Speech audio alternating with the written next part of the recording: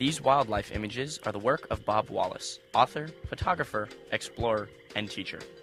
Bob's fascination with photographing wild animals started when he was a young boy.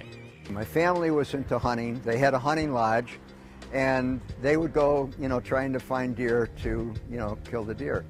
And I had a compassion for animals, so I'd take my camera, and I was the only one a couple of times to come back with a deer, pictures.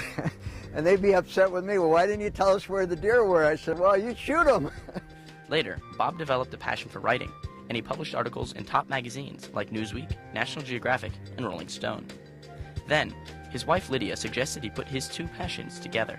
My wife, one day when I had a baby in the house, a baby deer that we had rescued from the Everglades, she says, honey, what are you doing? I said, well, I'm documenting what the deer does. She says, well, honey, why don't you write a children's story? I said, are you kidding? I'm a science writer. She says, honey, you write great-grandfather stories for your kids. She says, write a children's story. So I looked down the baby deer, and the baby deer's name was Ichi. I said, what do you think, Ichi? Can we write a story about you? And I listened, and Ichi said, sure. And then we wrote the story, and the first book became an award-winning book. The Adventures of Ichi, the Baby Deer, was just the beginning. Bob is now working on a second book in the series, and it all started one day in the Everglades. I was with my friend from the native village, Skeet Johns. He's since passed away. And Skeet was a friend for over 20 years and just a wonderful man.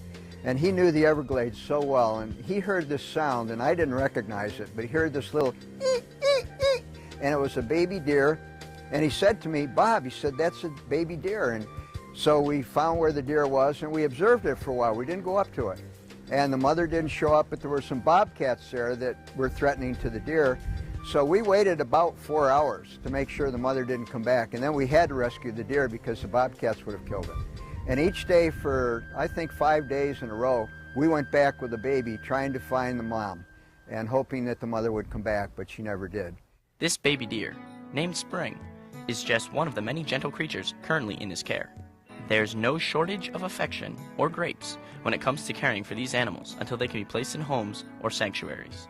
Bob and Lydia are now actively involved in animal rescue, both wild and domestic. I've raised foxes and I've raised all kinds of different animals. Now we're doing a lot of rescues with abandoned animals and animals that people leave behind when their homes are foreclosed. We have a little puppy here now, he's about this big, and he was, like a couple of days away from dying, so we rescued him. He's here with us now. And we find homes for the animals.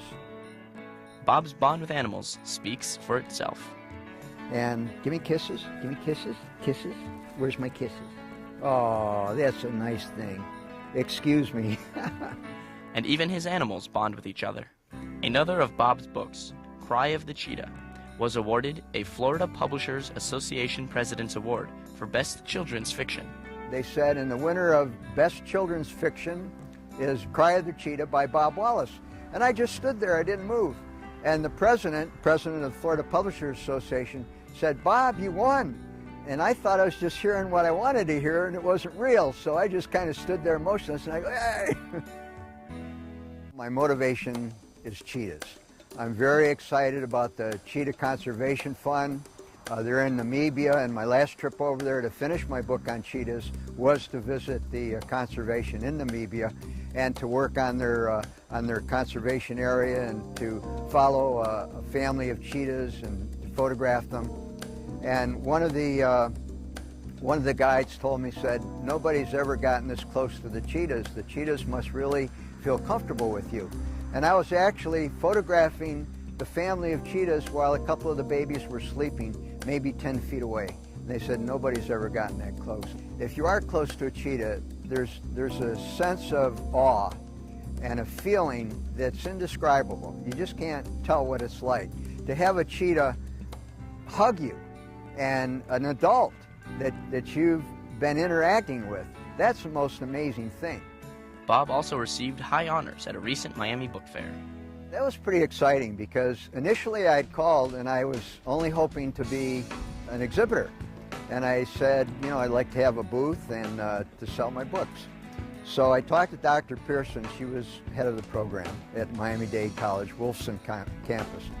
And she said, well, send in your resume and we'll get back to you. So I sent in a whole lot of stuff. And, I was at the college at the time teaching. So I'd call her periodically, and she says, well, we're still deciding on it, and, you know, we'll get back to you. I thought, boy, this must be a fancy book fair. All I want is a booth, you know, I'm willing to pay for it. Well, finally, one day she called me, she says, well, the committee selected you, and you're going to be a main presenter at the book fair. I didn't expect that. Bob never expected that so many people would be touched by his work. I'm a pretty new author. In fact, when my first book came out, they said, rookie author wins prestigious industry award. I thought, rookie author? I was in my 70s.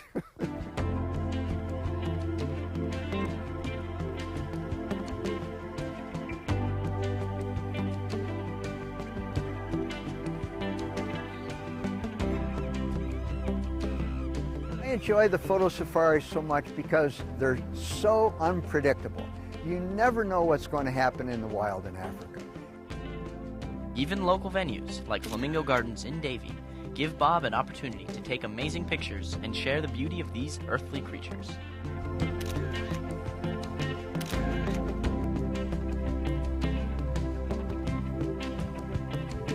These little creatures that we raise, they're really messengers of nature. This is more than I should ever deserve. But it's a wonderful feeling, having written a book that so many children love, and that's what I hope to accomplish through my books, that the children will understand these important things. For more information about safari photographer Bob Wallace, visit yesi.com/wildimages.